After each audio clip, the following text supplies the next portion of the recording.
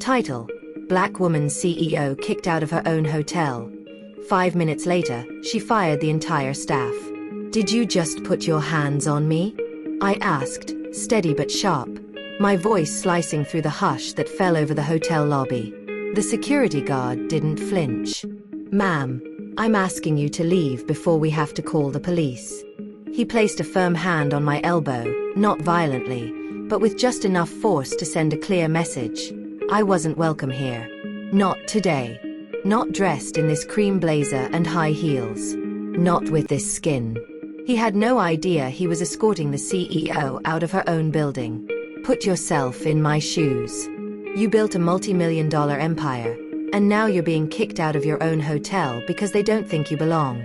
Be honest. What would you have done? Drop it in the comments. It was supposed to be a surprise audit. I do that from time to time. Fly in with no warning. No red carpet. No corporate heads rushing to prep. Just me, alone, blending in with the guests. I want to know what my customers really see, what they really feel, when they walk into a Havenstone hotel. Havenstone, Dallas was one of our flagship locations, polished and modern. On the surface, everything gleamed. Fresh-cut flowers in the vases, the citrusy smell of wood polish hanging in the air, jazz softly spilling from the overhead speakers. I paused in the lobby for a moment, just watching. I saw the front desk agent look up, look at me, and then look back down at his computer. His shoulders stiffened slightly. I caught that little shift. Like he was already annoyed and I hadn't said a word. Check-in's not until 3, he said flatly when I approached. I smiled, polite but firm. I'm not checking in. I'm here for a meeting. He finally looked up, gave me a slow once-over. His eyes stopped at my afro, lingered a second too long. Do you have an appointment? No. He cocked his head. Then I'm gonna have to ask you to wait outside or at the cafe.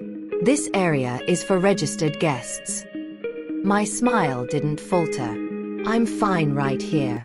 He pursed his lips, turned to the brunette agent beside him. Jamie, her name tag read. She gave me that tight-lipped white woman smile, the kind you get just before they call the cops. Ma'am, she said in that tone, you know the one. This is a private facility. Without an appointment or a room key, we can't allow loitering. I'm not loitering. I asked to speak to the general manager. He's not available at the moment. And we're not able to let guests or visitors just walk around the property unattended.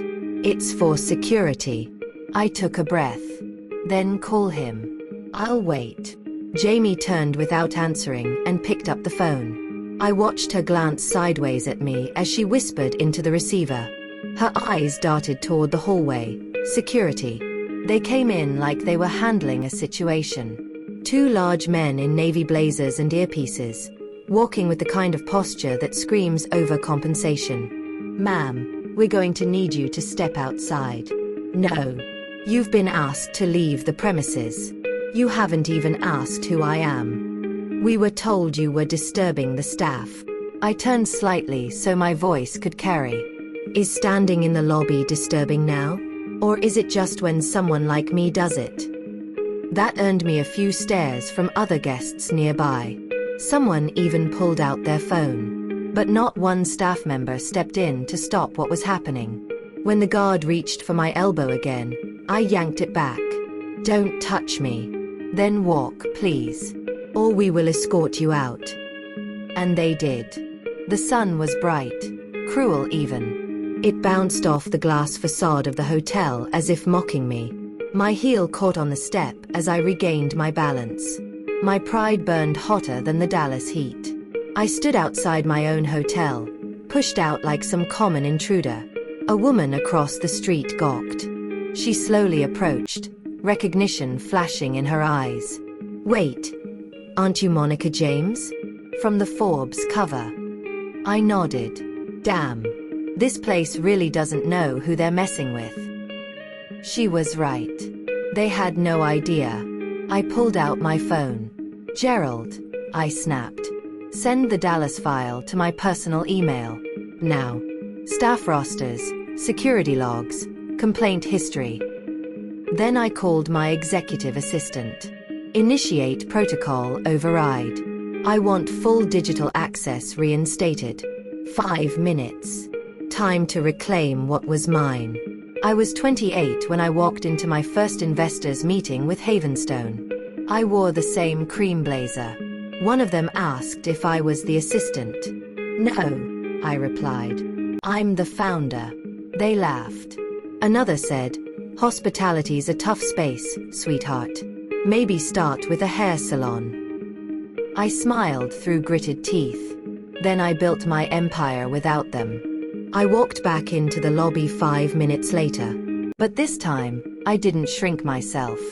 I let my heels click against the marble like a war drum. Same front desk guy.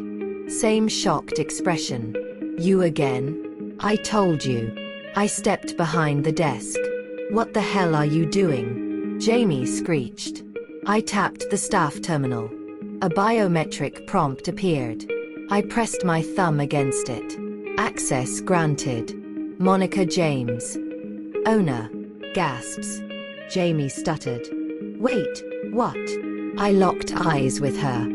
Call every department head. Tell them we're having a staff meeting. Now. They shuffled into the lounge one by one, murmuring, whispering. No one knew exactly why they were there, but the tension was thick enough to slice with a steak knife. I stood in front of the fireplace, hands clasped. Good morning. I'm Monica James. I'm the founder and CEO of Havenstone Resorts. You all work for me. Silence. I continued. And this morning, your team removed me from my own hotel because they didn't recognize me. Because I didn't look like who you expected. I held up my phone. These are internal complaints. Rude service. Racial bias. Guests mistreated. Staff overlooked. I've been monitoring it for weeks. But today confirmed it. My mother cleaned hotel bathrooms for 20 years. She told me stories about how guests would pretend she was invisible. One accused her of stealing earrings and had her searched. She was never the same after that. She died before she saw my first hotel open. But I made her a promise. That no black woman would ever be made to feel like she didn't belong. Not under my roof. Effective immediately, I said. Front desk management is terminated. Security team, gone. Every manager who watched me get dragged out and said nothing, suspended. One woman burst into tears. Another man tried to speak, but I held up my hand. Don't. A young black woman in housekeeping looked at me like I was Moses parting the sea. I saw the hope in her face, and it nearly broke me. And then, the clapping of expensive shoes. Carter Mills. Our general manager. Balding. Arrogant. Always late. He saw me and stopped cold. You. Yes. Me. You can't just come in here and fire people. That's not how this works. That's exactly how it works. He sneered. I don't care who you think you are. This is my hotel. I smiled.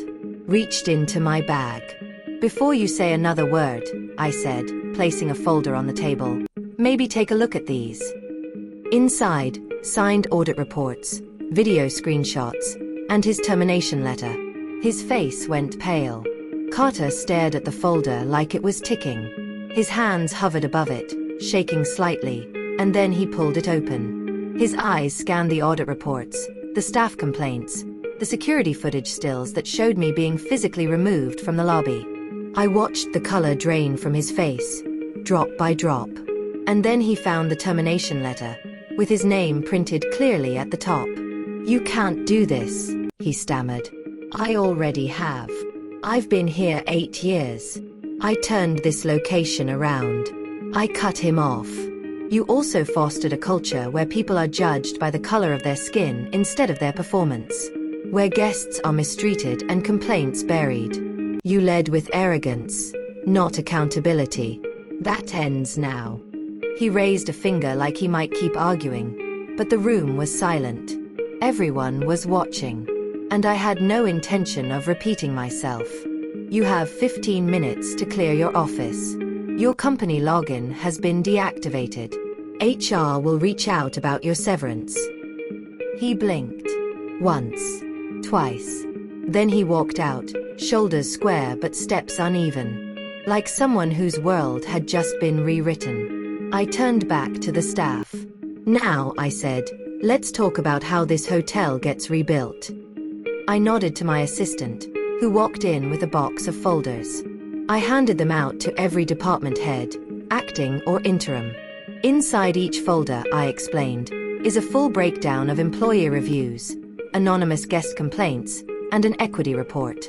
We are not just fixing bad customer service, we're gutting a rotten foundation. A few department heads began flipping through them. I could see the unease rising on their faces. Some of you may not be returning to your roles, I said plainly. If you've participated in, enabled, or ignored bias and mistreatment, this is your notice. One of the bellmen, a tall black man named Keith, spoke up. Ma'am, Ms. James, what about those of us who've reported stuff and got ignored? What about the people who've tried to do right and got shut down? I met his eyes. Those are the people we promote. Those are the voices I want amplified. A year ago, a young woman named Brianna, part of the cleaning crew, sent a handwritten letter to our corporate office. It never reached me. Someone in middle management intercepted it, claiming it was just a disgruntled note. I didn't know about it until 2 months later when a colleague forwarded it to me directly. In it, Brianna wrote, I love this company, but it doesn't love me back.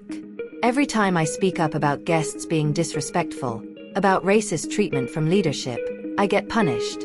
I feel invisible in a place I give my whole self to. I cried when I read it. And then I started watching this hotel much closer.